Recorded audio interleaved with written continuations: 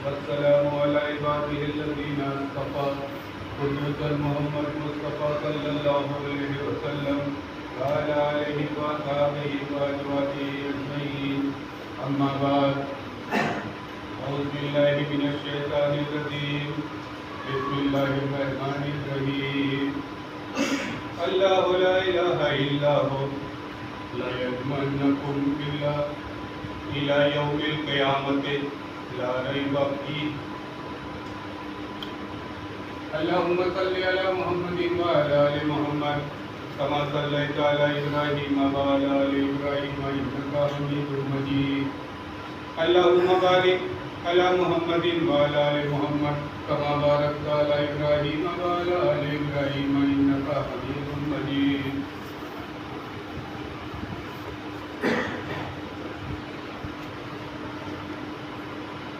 ये खाक आग आब व हवा नूर व तीरगी, ये खाक आग आब व हवा नूर व तीरगी, इसको मिला के तूने बना दी है जिंदगी, और जिंदगी को वक्त किया बहरे बंदगी। सब बंदगी है तेरे लिए रब्बुल आलमीन, इय्याका नअबुदु व इय्याका नस्तईन। हाज़रीन जुमा, हमने अभी सूरह निसा की आयत नंबर 79 79 नंबर की आयत आपके सामने तिलावत की है, जिसका सादा सा माने कि अल्लाह वो है जिसका कोई माबूद नहीं। अल्लाह ला इलाहा इल्ला, अल्लाह वो है जिसका कोई माबूद नहीं। माबूद तो परस्तिश करने वालों के होते हैं, अल्लाह का कौन माबूद? Surely he will gather you on the day of Qiyamah. यकीनन वो तुम्हें क़यामत के दिन गैदर करेगा, इकट्ठा करेगा। ला रैब फीह है, ला रैब, रैब का मतलब होता है शक, ला माने नहीं, इसमें कोई शक व शुबहे की बात नहीं है। वो तुम्हें गैदर करेगा, इकट्ठा करेगा क़यामत के दिन। हम लोग बड़ी गफलत में, वार्निंग कुरान में कई जगहों पे आ रही है और हम गफलत में खोए हुए हैं। अमूमन हम लोग जुमा के दिनों में जाते हैं, मुंडी झुका करके कहीं पे हम बढ़ा रहे होते हैं, मौलाना कुछ बोल करके निकल गया। कभी यहाँ से नहीं, क्योंकि ये यूनिवर्सिटी है। आज का दिन जो 2 रकअत नमाज का आपको अलग से दिया गया है कि इसका जो सवाब होगा वो आपके इस लेक्चर को लिसनिंग का है। सुनो गौर से, ताकि तुम्हारी जिंदगी में बदलाव आए। तुम तो मुताला नहीं कर पाते, जो लोग मुताला करके आते हैं उनकी बात तो कभी गौर से सुनते भी नहीं, मुंडी झुका करके औंघाते रहते हो।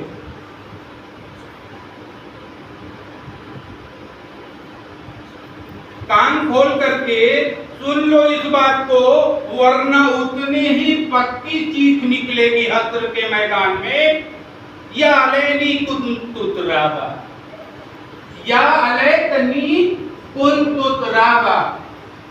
काश मेरी माँ ने मुझे जना ना होता, काश मैं मिट्टी होता, काश इस दुनिया में मैं आया ना होता, वरना हिसाब किताब से वो नफ्सी नफ्सी का आलम, वो परेशानी का आलम। इसलिए कान लगा करके सुना करो, जो भी मुकर्रिर आता है, जो भी वो तैयारी करके आता है, और कुछ अपने मुक्तदी को देने के लिए कि वो भी हमारे भाई बच जाएं। ये चीज हमारी निगाह से गुजरी तो इन्हें भी बता दूं क्योंकि मुसलमान कभी सेल्फिश नहीं हो सकता, मुसलमान कभी स्वार्थी नहीं हो सकता, मुसलमान सिर्फ अपने बारे में सोच ही नहीं सकता, मुसलमान तो सबके बारे में सोचता है, क्योंकि उसके नबी ने उसको तालीम ही यही दिया है कि तुम पैदा ही हुए हो दूसरे के लिए। इसका एक खाका सूरह तकासुर में आ रहा है, कल्ला लौ तालमूना इल्मुल यकीन।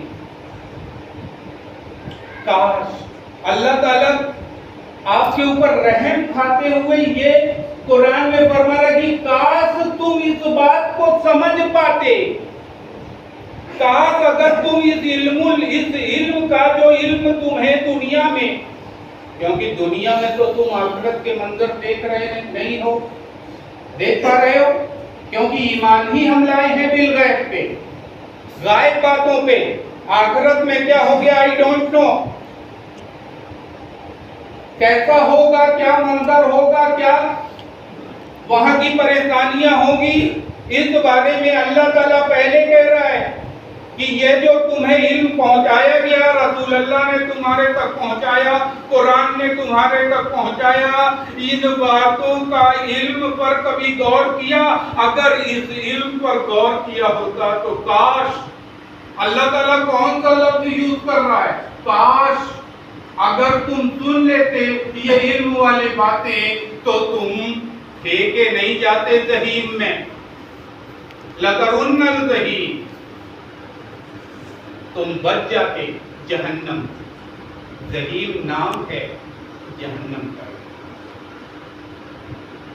सकर, फीर, हुतमा, हाविया, ऐसे ही जहीम भी एक नाम है जहन्नम का। अल्लाह ताला कह रहा है कि काश इन बातों को सुन लिया होता, अपनी जिंदगी में उतार लिया होता तो बच जाते। काश, अल्लाह इतनी मोहब्बत करने वाला, इतना रहम वाला अल्लाह अभी भी कह रहा है कि काश तुम समझ जाओ। इल्मुल यकीन, ये जो तुम्हें इल्म पहुंचाया गया है इस इल्म की बुनियाद पे, वरना तुम्हें ऐनुल यकीन करना कब होगा, जब तुम वहां पर पहुंच जाओ। आप समझ जाए कि यकीन तीन तरह के होते हैं, यकीन तीन तरह के होते हैं, एक होता है इल्मुल यकीन, एक होता है ऐनुल यकीन और एक होता है हक्कुल यकीन। जो पढ़ करके, सुन करके, जान करके जो इल्म आपको दिया जा रहा है, जो आप पढ़ के जान पा रहे हैं, जो उलमा आपको बता रहे हैं, ये इल्मुल यकीन है। मेरे हाथ में मैंने कहा, यहाँ से कहा, लगता है वहां पे आग लग गई है। कहा कि आप उतनी दूर की कैसे समझ पाए कि आग लग गई? तो मैंने कहा यार वहां पे धुआं उठ रहा है, तो धुएं से ऐसा पता चलता है कि वहां आग लगी होगी। आग हमने देखा नहीं, धुआं दिख रहा है, धुएं की बुनियाद पे कह दिया कि वहां पे आग लगी होगी, क्योंकि जहां आग होगी वहां धुआं होगा, ये इल्म कहता है। इल्म बोलता है ना यही, बगैर आग के धुआं नहीं होगा।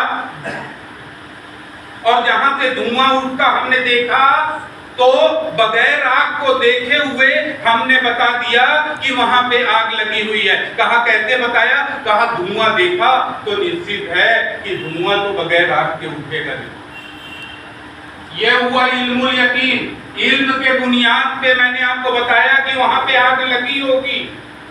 जो लोग इल्म रखते हैं वो यकीन रख लेंगे कि बात आप सही कह रहे हो, बगैर धुएं के आग उठ नहीं सकती। यकीन लाए, आपने कहा मान लिया, लेकिन अभी भी उसने आग देखी नहीं है। अगर आप दौड़ते दौड़ते वहां पे गए और आपने उस आग को देख भी लिया, तो जब अपनी आंख से देख लिया तो आपको ऐनुल यकीन हो गया, हाँ यार सच्चे में आग लगी।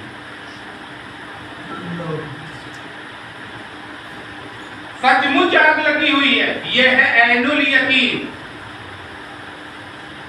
और कभी कभी ऐसी भी आग आपने देखा होगा, अक्सर लोग शोपीस की आग जलाते हुए दिखाते हैं कि लवर उठ रही, लेकिन उसको छुओ तो जलता नहीं है। लेकिन जब आग को ऐसे छुआ अंगार को छुआ, हाथ जल गया कि अरे बहुत गर्म है, तो ये हुआ हक्कुल यकीन। जब हरारत तेरे अंदर उतर जाए, जब उस आग की गर्मी तेरे अंदर उतरने लगे, अल्लाह की मोहब्बत तेरे अंदर उतर जाए, तो वो हरारत महसूस होने लगती है ईमान की हरारत। ये है हक्कुल यकीन, ये है हक्कुल यकीन। तो मैंने कहा कि यकीन की बुनियाद 3 तरह के यकीन हैं। अभी आपके सामने इल्मुल यकीन की बात हो रही है, और अल्लाह ताला ने इसी की मंजर कसी करते हुए कि काश इल्म की बुनियाद पे तुम समझ पाते जो तुम्हें दुनिया में बताया जा रहा था, अगर उसको कान लगा करके सुन लेते, समझ लेते, तो तुम जहीम में नहीं जाते, तुम जहन्नम में फेंके नहीं जाते। अभी भी वक्त है, समझ जाओ। शुरुआती यही से हो रही है, अल्हाकुमुत तकासुर हत्ता ज़ुरतुमुल मकाबिर, कल्ला सौफा तालमून सुम्मा कल्ला। अल्हाकुमुत तकासुर, तुझे तेरे काम ने, तेरी मसरूफियत ने, तेरी लालच ने, तेरे हिर्स ने, एक दूसरे से आगे बढ़ने पे, आज मोटरसाइकिल पे चल रहा, कल कार के लिए चोरी बेईमानी करने में इतना व्यस्त है कि अल्लाह को भूल गया, मस्जिद की तरफ नहीं आता, कहता टाइम नहीं है। हिर्स ने उसे इतना गफलत में डाल दिया, इतना गुमराह कर दिया, हिर्स में वो फंस गया कि यहां तक तो वो अपने आप को देख नहीं रहा है कि अभी बाल काले थे, तब से दौड़ रहा हूं, हिर्स में इतना धीरे धीरे बाल सफेद हो गए, यहां तक कि वो कब्र में पैर लटका बैठा और कब्र में चला गया। तो ऐसे ही लोग तो चीखेंगे हश्र के मैदान में, या लैतनी कुन्तु तुरा, काश मेरी मां ने जना ना होता, काश मेरी मां ने जना ना होता। तो ये चीख निकलने से पहले, ये चीख तुझे ना निकालनी पड़े, इससे पहले अल्लाह ताला के यहां 2 ही गिरोह हैं, 2 ही गिरोह हैं जो आखिर में मैदान महशर में ये 2 लोग खड़े रहेंगे, बाकी लोग तो पहले से भूसा उड़ा दिए। 2 गिरोह अलग अलग रो में खड़ी होगी हश्र के मैदान में, जहां अल्लाह ताला आपको इकट्ठा करेगा। वहां पे 2 जमात होगी, एक जमात का नाम है मुत्तकीन और दूसरी जमात का नाम है दाऊद।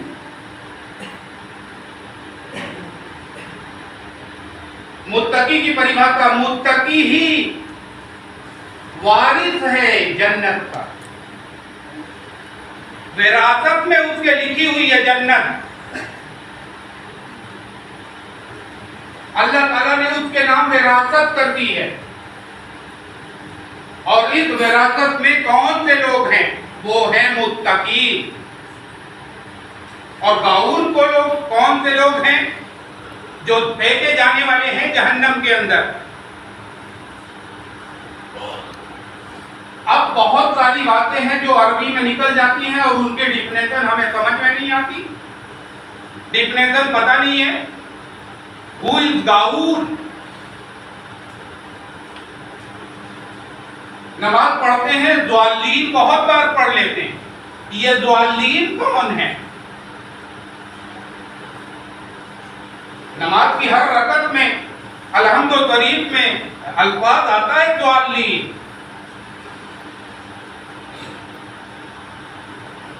ये वो लोग हैं जो लाइल्मी की बुनियाद पे रास्ते से भटक गए, लाइल्मी की, जिन्होंने ये कहा, जो ये बातों को गौर से नहीं सुनते थे, कहते बाबू हम तो जाहिल हैं, हमें तो समझते हैं। अरे पैसा पहचानते हो, अपनी बीवी बच्चों को पहचानते हो, उनको बड़ा और ये सब करने के लिए तमाम चोरी चकारी बेईमानी सब करने में दिमाग लगा लेते हो, उसमें तुम बड़े होशियार हो, और बात जहां पे इल्म की होगी वहां कहोगे कि आई एम जाहिल।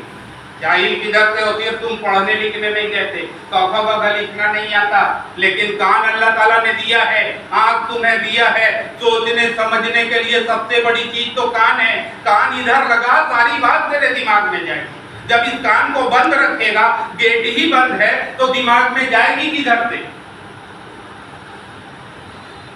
कभी सुनने की कोशिश नहीं करते कि जब बात को सुनोगे और जाहिल कह करके बच नहीं सकते वहां पे, क्योंकि अल्लाह ताला ने पहली वही में पहला ही लफ्ज उतारा था, इकरा बिस्मि रब्बिकल लज़ी खलक़। पढ़ो अल्लाह के नाम से। पढ़ना सिर्फ स्कूल में जाकर के कॉपी पे लिखना ये नहीं है, ये बातों को गौर से सुनना और अपनी जिंदगी में उतारना, ये है असली पढ़ना। वो पढ़ना सिर्फ नौकरी चाकरी के लिए है। दिल दिमाग लगा करके कभी इस बात को कह करके बच नहीं पाओगे कि मैं तो जाहिल था। जहालत की बुनियाद पे जो लोग और बेसाख्ता मोहब्बत में जो इतना गुलू कर जाते हैं कि किसी को अल्लाह से ले जा करके मिला देते, ये लोग हैं ज़ालिम।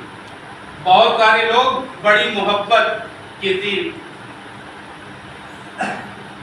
अब रसूल अल्लाह से तो जान से ज्यादा मोहब्बत करना है ना, लेकिन अब ऐसी मोहब्बत ना करो कि मिला करके ले जा करके अल्लाह से मिला दो, ये तो शामिल हो जाओगे ज़ालिम। कहाँ हो जाओगे? ज़ालिम। गुलू कर गए, अल्लाह के बराबर कोई नहीं। अगर किसी भी चीज को अल्लाह के बराबर लाइल्मी की बुनियाद पे अगर कहीं पे भी जा करके अपना हाजत रवा बना लिया, जहालत की बुनियाद पे उससे मांगने लगे, तो ये शामिल हो जाओगे ज़ालिम में। जाकर के तफसीर देख लेना, यहाँ किसी फिरके की बात नहीं है, यह फिरके की तकरीर ही नहीं है। ज़ालिम को देख लेना,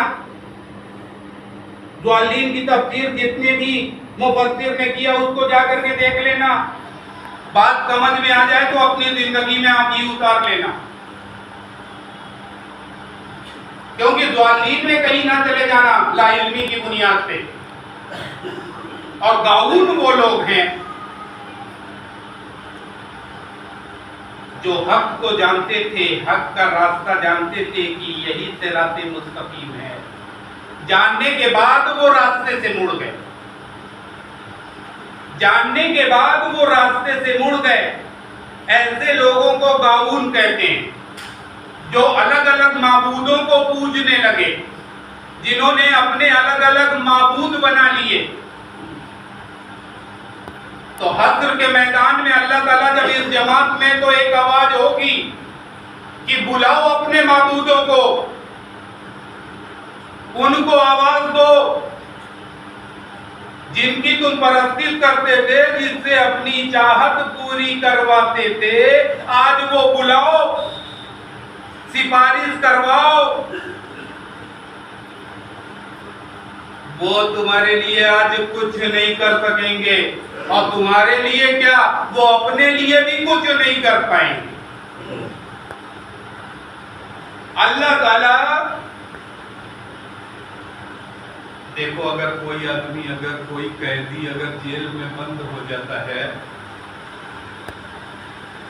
तो जब वो बंद हो जाता है तो वो सोचता है कि हमारे आका, हमारे नेताजी बाहर में छुड़वाएंगे। एक उम्मीद है कि कोई सिफारिश कर देगा मेरी तो छूट जाऊंगा जेल से। तो कोई अगर फॉलोअर अगर अंदर चला गया जेल के, तो नेताजी की उम्मीद है कि नेताजी छुड़वाए नहीं। लेकिन हश्र के मैदान में अल्लाह ताला सबसे पहले उन माबूदों को, उस नेताजी को ही जेल में डालेगा। अभी उसके फॉलोअर बाहर ही खड़े हैं हश्र के मैदान में, नेताजी पहले गए, ताकि तेरे दिल से यह उम्मीद निकल जाए कि तेरी कोई सिफारिश करवा देगा, कोई तुझे छुड़वा लेगा, कोई तेरा सिफारिश वाला है। उम्मीद में न रहना। अल्लाह ताला सबसे पहले नेताजी को अंदर डालेगा, उन माबूदों को अंदर डालेगा, उसके बाद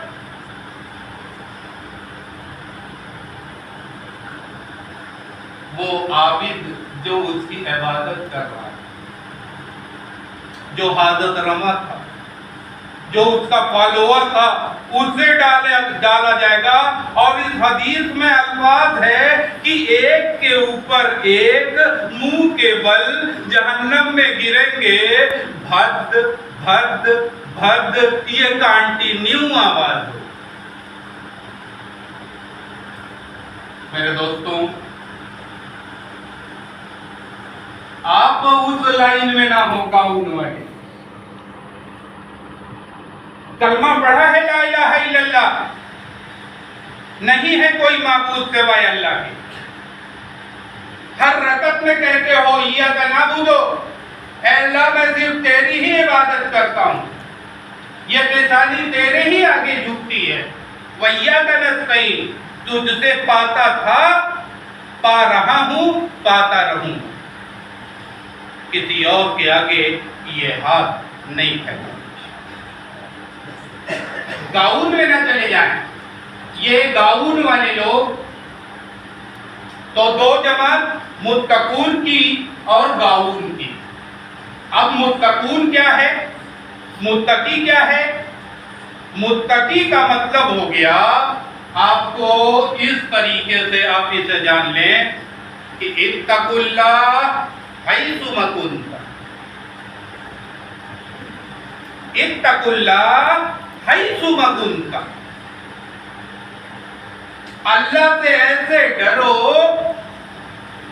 चाहे तुम बाजार में हो, चाहे तुम तन्हाई में हो, कमरे में हो, जलवत में हो या खलवत में हो, बाजार में हो या बियाबा में हो, घर में हो या घर के बाहर हो, एवरी टाइम एवरीवेयर आपके दिमाग में ये बात होनी चाहिए कि कोई देखे या ना देखे, अल्लाह देखे। इट इज द तकवा। यह सबसे आसान सी डिफिनेशन है तकवा की। अल्लाह से आपको कौन देख रहा है इससे मतलब नहीं है।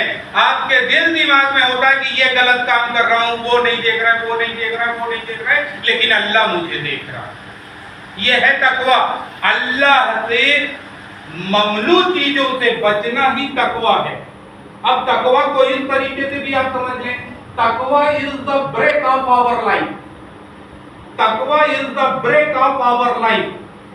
तकवा वो ब्रेक है मेरी जिंदगी की। अब ब्रेक की जरूरत क्या है? आप कितनी भी महंगी कार खरीद रहे, उसके अंदर सारे फीचर्स हैं, वो फोर्ड है या उससे भी 2 करोड़ 4 करोड़ 10 करोड़ की गाड़ी ले आओ,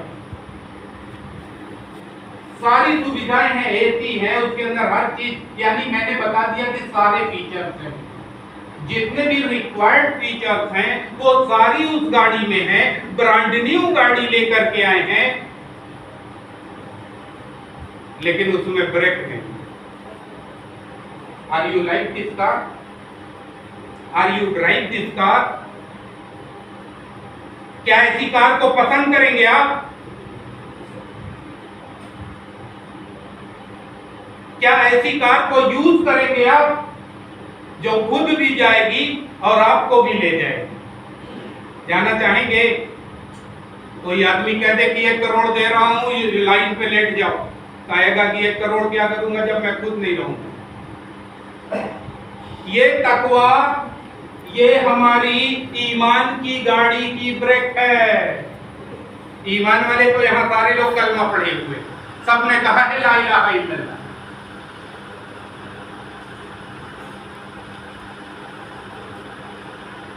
लेकिन ईमान और तौहीद एक सिक्के के दो पहलू हैं।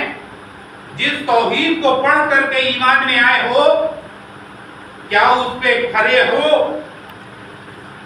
जहां कहा था अशहदु अल्ला इलाहा इल्लल्लाह, मैं गवाही देता हूं कि अल्लाह के सिवा कोई माबूद नहीं।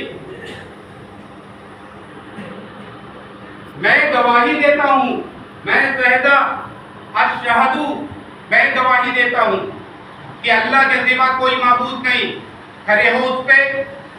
अगर वो ईमान दिल में आ गया तो तू जहां पे भी रहता है तुझे अल्लाह से डरना ही चाहिए। व्यापार में कहते हैं ईमान का लिटमस टेस्ट अगर किसी को करना है, हर चीज का एक टेस्ट होता है।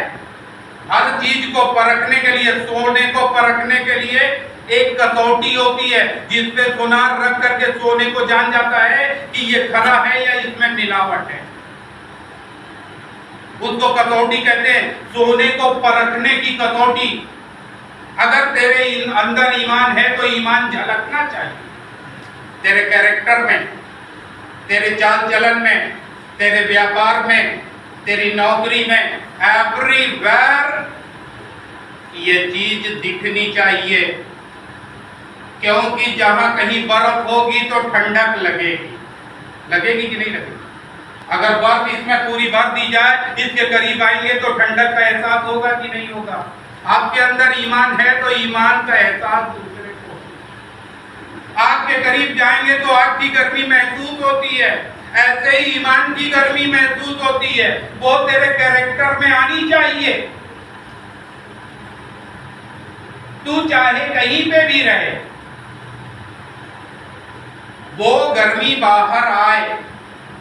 ये जब ये ब्रेक, तो अभी आप देखिए, आप रोजा रहते हैं, क्या है ये ब्रेक? अपने सारे नफ्सियात पर एक ब्रेक है कि हम अल्लाह के हुक्म पर, अल्लाह ने कहा रुक जाओ तो रुक गया, और तब कह दिया oh God I am nothing, you अल्लाह मैं कुछ नहीं, जो कुछ भी करता हूं तेरी मदद से करता हूं। ला हौल बिला कुव्वत इल्ला बिल्लाहिल अलीयुल अज़ीम। ला हौल, ना ही कुदरत है मेरे अंदर और ना ही ताकत है। ला हौल बिला कुव्वत, ना तो कुव्वत है ताकत है मेरे अंदर। अल्लाह मेरे अंदर ना तो वो कुदरत है ना तो वो ताकत है कि मैं किसी चीज को कर सकूं। अगली सांस भी आएगी तो तेरे करम से, जो कुछ भी करते हैं तेरी मदद से करते हैं। अल्लाह ताला आई एम नथिंग। ये आया तकवा। तो ये मुत्तकून जिनकी जमात, वो दो गिरोह, एक मुत्तकून की, मुत्तकी लोगों की, और एक गाउन लोगों की। अब गाउन की जमात और मुत्तकियों की जमात, अब उस हस्र के मैदान में, क्योंकि ये टॉपिक इतना लेंथी है कि अगर महीना 2 महीना भी बोलूं तो कम पड़ेगा, क्योंकि इसमें आगे मैं आपको बताना चाहता था कि आगे जब मैदान महशर के उस नफ्सी के आलम में, जब सूरज सवा नेज़े के ऊपर होगा, सारे लोग अपने पसीने में डूबे होंगे, तो वहां पे किसी और चीज का साया नहीं होगा सिवाय एक साए के, और वो है अर्श का साया। और अर्श के साए में अल्लाह ताला ने नौजवानों से बात की है कि अर्श के साए में 7 लोग रहेंगे, और उन 7 लोगों की जो क्रमवार बताया गया है, जिसके अंदर आदिल हुक्मरान, आबिद नौजवान। अब ऐसे साथ तो इतना वक्त नहीं है कि इतना लंबा आपको बताया कि नौजवानों को क्या करना है, क्योंकि अल्लाह ताला ने हमारी जिंदगी के 3 स्टेज हैं और इस 3 स्टेज में अल्लाह ताला को महबूब भी सबसे ज्यादा अगर है तो तेरी नौजवानी की इबादत है।